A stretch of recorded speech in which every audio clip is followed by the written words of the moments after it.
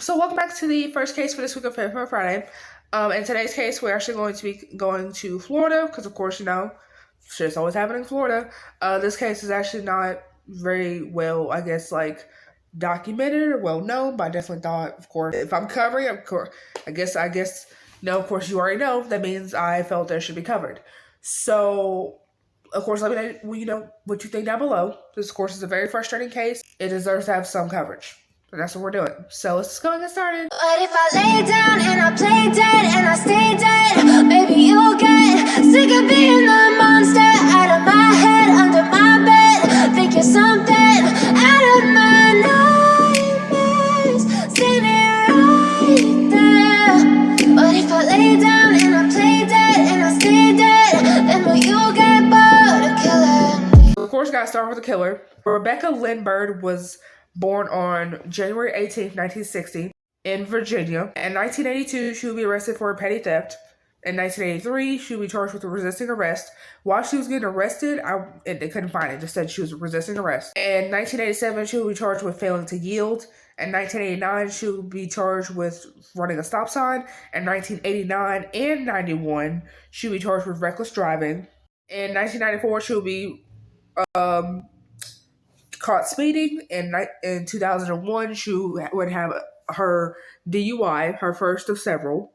In 2005, she would have a domestic violence charge against her, and she also had 2 DUI charges that same year. So on September 30th, 2013, Rebecca was said to have supposed to be watching Tamara Raponi, who apparently was 4 years old around not 4 years. She was 4 months old around the time this happened. However, Tamara would sadly die while Rebecca was supposed to have been watching her. And so they also do an autopsy because this child's 4 months old. And for what reason could she have died?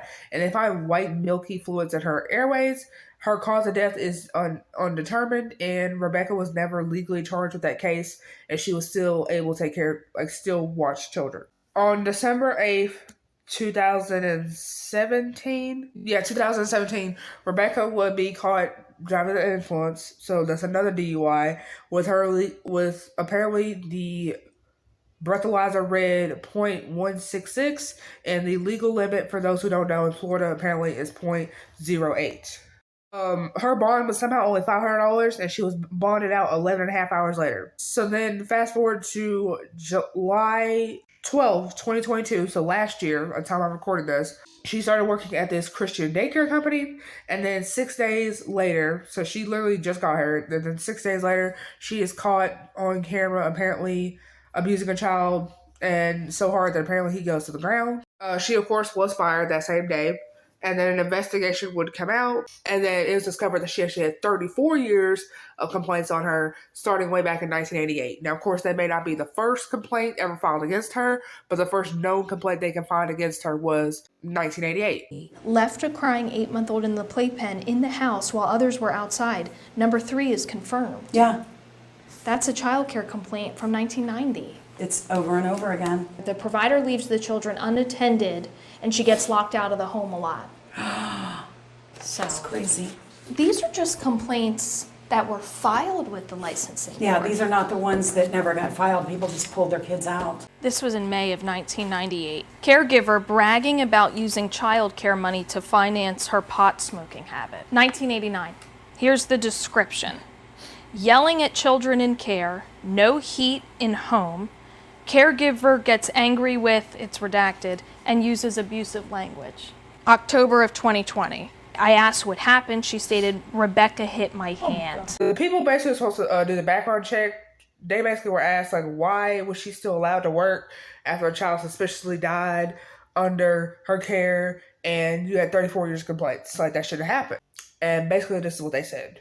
A spokesperson said hiring decisions are made by employers in the industry.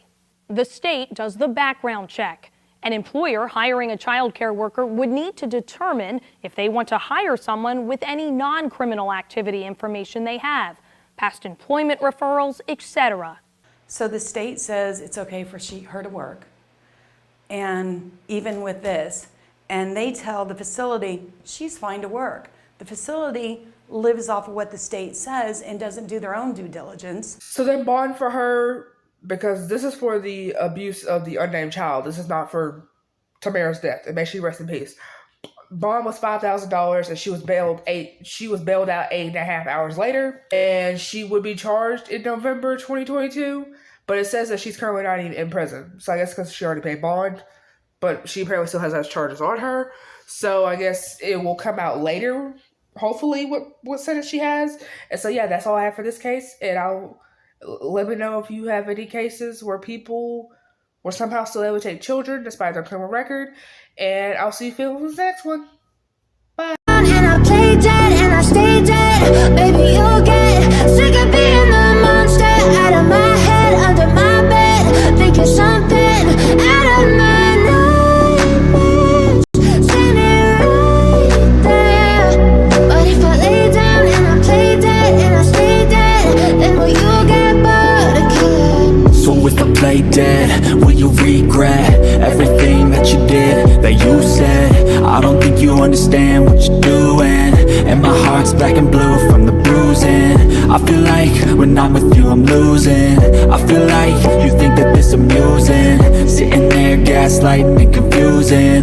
Was it me? Is it me? Am I deluded? I'm the one who's always sorry, the conclusion, even though I offer all of the solutions. I wish you loved me like I love you, it's stupid. When I'm alone with you I never feel lucid. I wish I wasn't struck by Cupid. I wish when I first saw you I knew this.